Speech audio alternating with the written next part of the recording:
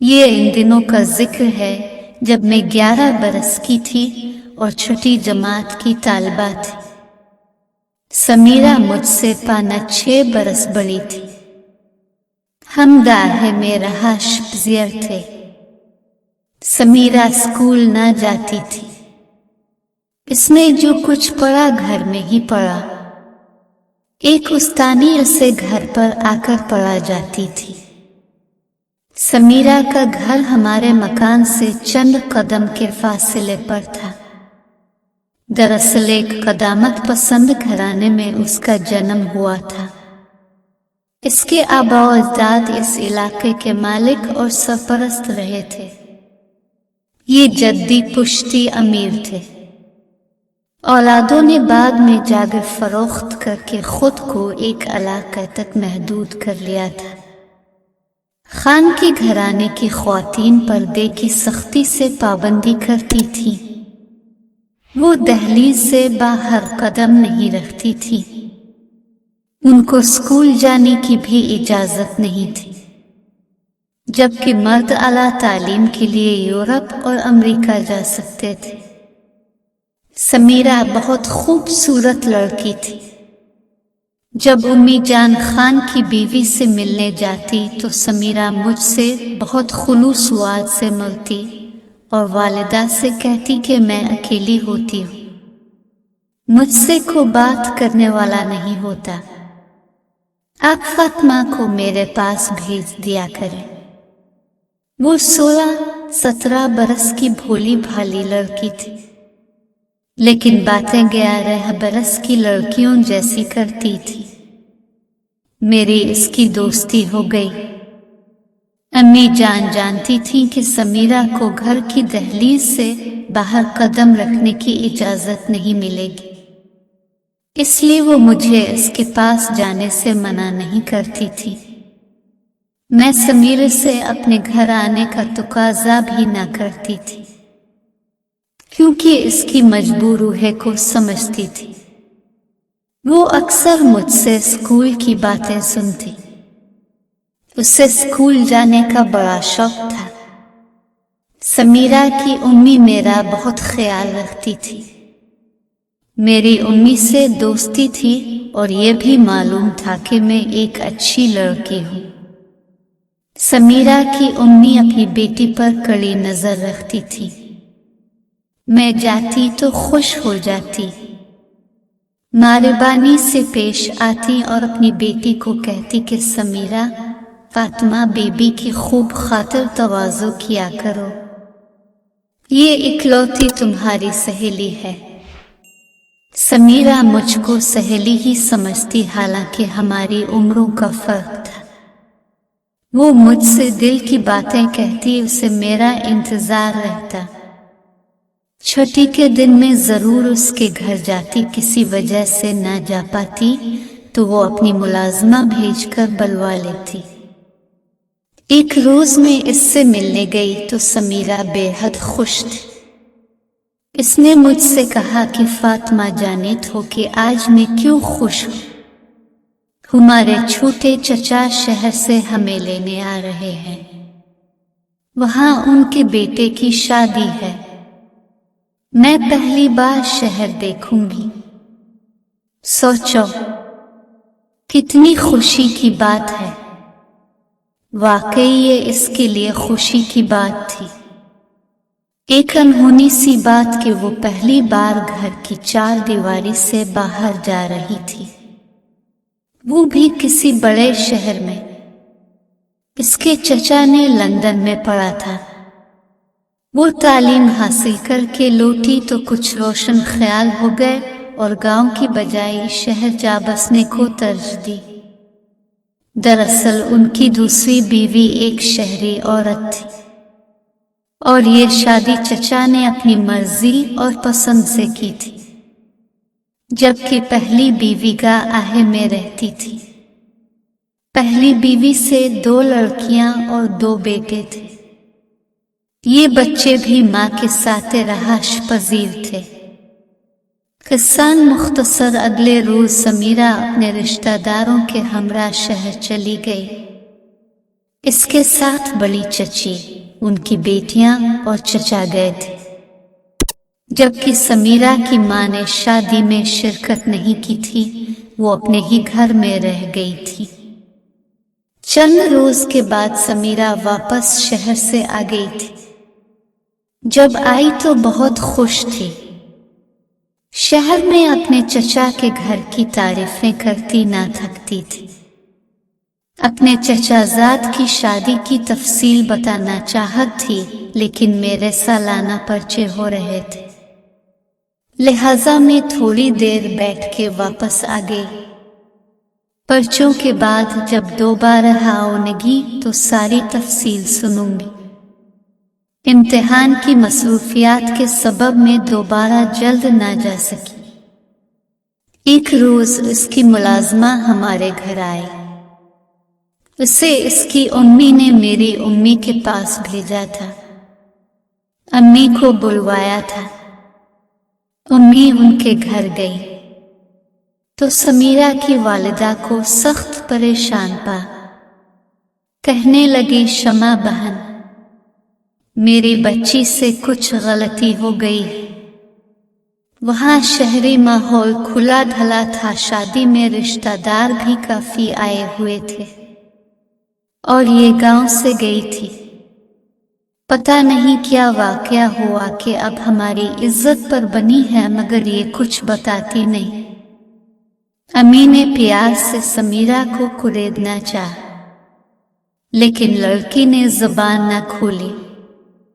उन्होंने समीरा की अम्मी से कहा कि तुम माँ हो, जब तुमको नहीं बताती मुझे कैसे बताएगी। तुम दोबारा प्यार से एतमाद में लो। ये बहुत खौफजदा है। जूं जूं वक्त गुजरा जा रहा था, परेशानी बढ़ती जा रही थी और समीरा की अम्मी की कुछ समझ में नहीं आ रहा था कि क्या करे। अम्मी जान के सिवा उनका कोई राजदार न था। ज्यादा परेशान होती तो मेरी वालिदा को बिलौती कि अब बताओ कि मैं क्या करूं। वक्त गुजरता जा रहा है, ऐसा ना हो कि पानी फ्लो से गुजर जाए।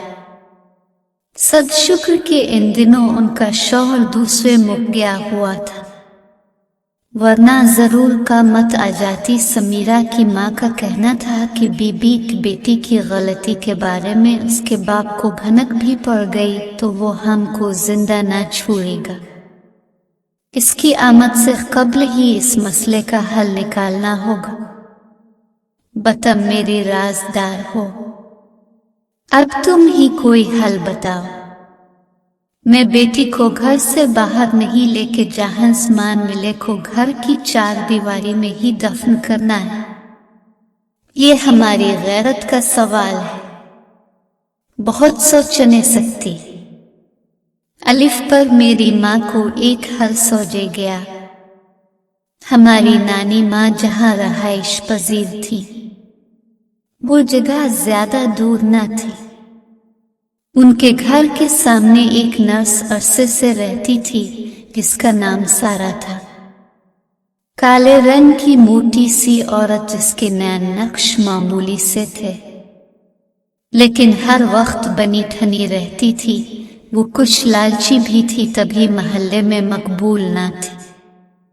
सिर्फ जरूरतना लोग इससे ताल्लुक रखते थे। सारा एक सरकारी अस्पताल में मुलाजमत करती थी। इसकी कभी रात की ड्यूटी होती थी तो कभी दिन की। जब वो फारिग होती, घर पर रहती महल्ले की जरूरतमंद औरतें इसके पास बीमारी या तकलीफ में मदद की तालिब होती तो वो उनसे खासी रकम लेती और किसी से जरा भर रियायत न करती।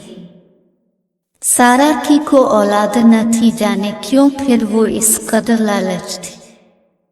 वालिदैन भी न थे, किसी ने कभी इसके घर किसी रिश्तेदार को आते जाते न देखा। वो जब ड्यूटी देने जाती तो दरवाजे को ताला लगा जाती।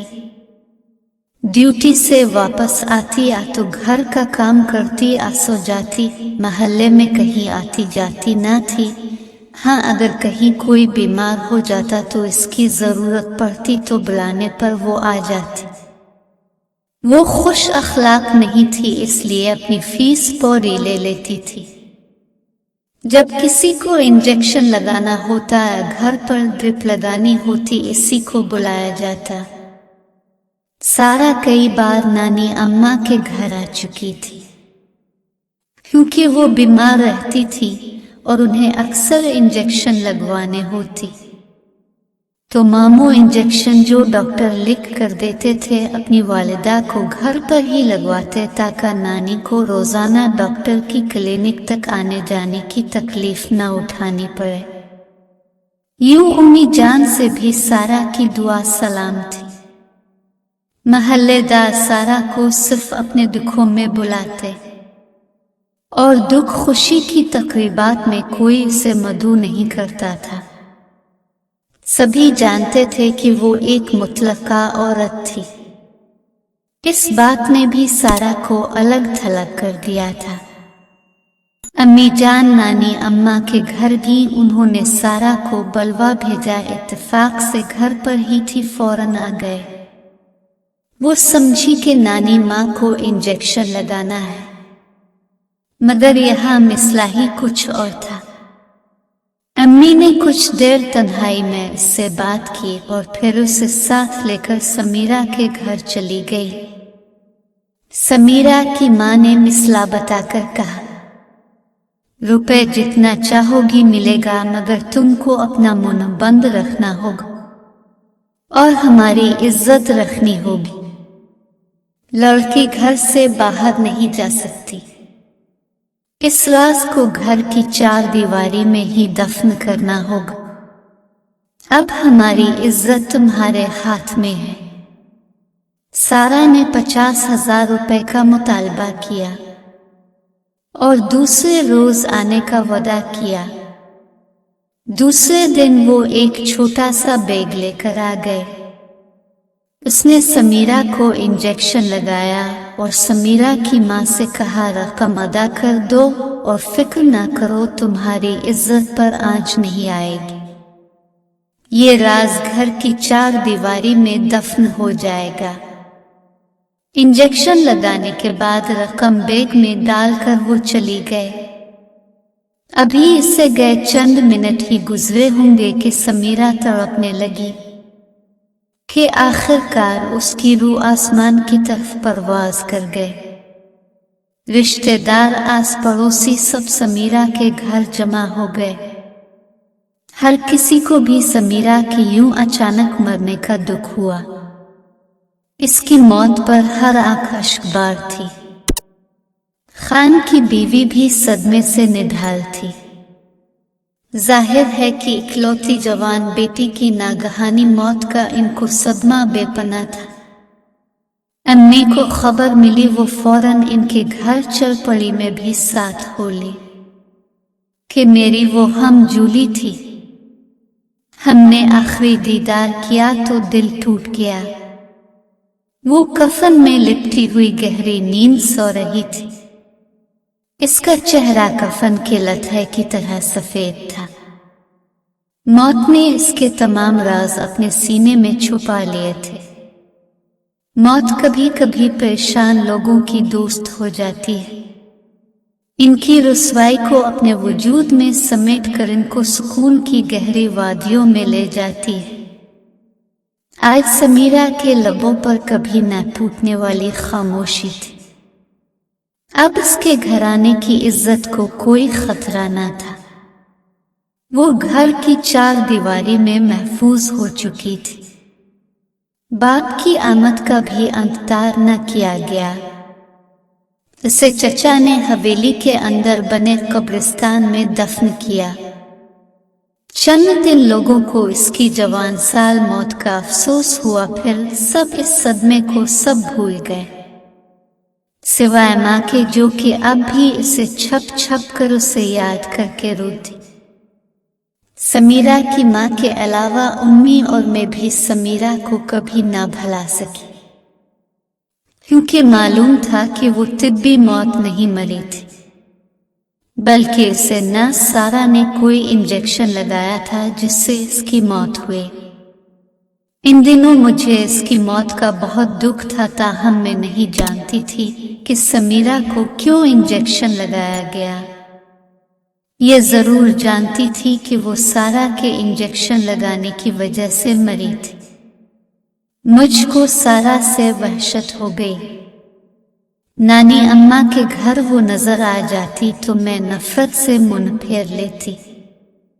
मेरा बस न चलता था कि हर एक को बता दूं कि इसी औरत ने कोई अलिफ इंजेक्शन लगाया था जिसकी वजह से समीरा की मौत हुई। अम्मा ने सख्ती से मना किया था कि किसी से इंजेक्शन वाली बात मत करना, इनके घराने की इज्जत का सवाल है। बहुत अरसे तक मुझे इस मामले की समझ न आई कि इज्जत का सवाल क्यों है, कि जिसकी वजह से इतनी प्यारी खूबसूरत लड़की जान से चली गई और समीरा की उम्मीद फिर भी खामोश रही। वक्त गुजरता रहा, यहाँ तक कि मैं पूरी तरह समझदार हो गई, जमाने की ऊंच नीच को समझने लगी। तभी समीरा की सारी कहानी मेरे आ गई समझ में, साथ ये बात भी मालूम हो गई कि इज्जत के सवाल का क्या मतलब था। मुझे इस नर्स सारा पर अभी भी गुस्सा था कि उसने महज चंद रुपयों नूना की खातिर मेरी दोस्त को गलत इंजेक्शन लगाकर मार दिया। मुझे यकीन था कि इस जालिमाना फेल की अल्लाह की तरफ से इसे जरूर सजा मिलेगी।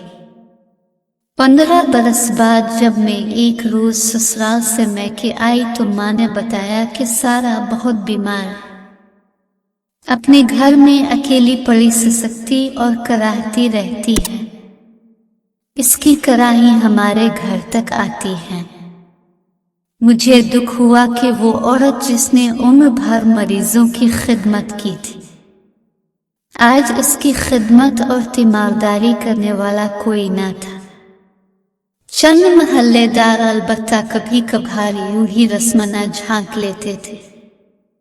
अम्मा ने कहा कि इस औरत का नसीब बहुत दिया, उम्मी चुलू हम जाकर उसे देखाते। तीमारदारी न सही, यादत ही सही, ये भी तो सवा बेका का मीम है। मेरे कहने पर उम्मी सारा को देखने गए। वो चारपाई पर पड़ी थी, जिंदा थी मगर मर्दों से बदतर थी। वो इतनी नाफुनातुआ थी कि उठकर पानी भी ना पी सकती थी। अस्पताल की एक नर्स दिन में एक बार थोड़ी देर के लिए आती और उसके कुछ जरूरी काम कर जाती थी।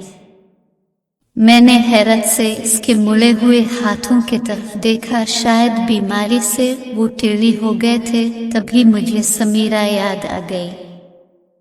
सोचने लगी, इन्हीं हाथों से इस औरत ने समीरा को इंजेक्शन लगाया था। खुदा जाने और भी कितनी मासूम लड़कियों को इंजेक्शन लगाया होगा, इसकी सोने जैसी जवानी को मिट्टी में मिलाया होगा।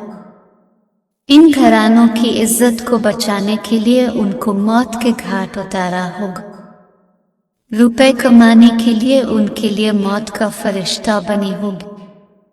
अम्मी ने हमदर्दी की तो बस वो इतना बोली, आपा जाने मेरा क्या अंजाम होगा। शायद तन्हाई में रौनक लगी और पानी का एक घूंट भी पिलाने वाला नहीं होगा। सच है आपा, जो जैसा करता है वो वैसा ही भरता है। इसकी बातें किसी को समझ आती होंगी या नहीं, मेरी समझ में जरूर आ रही थी।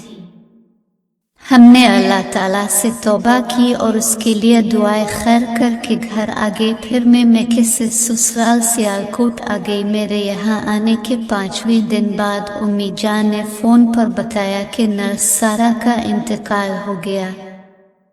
वो जिंदगी से छुटकारा पाकर खालिक हकीकी के पास चली गई।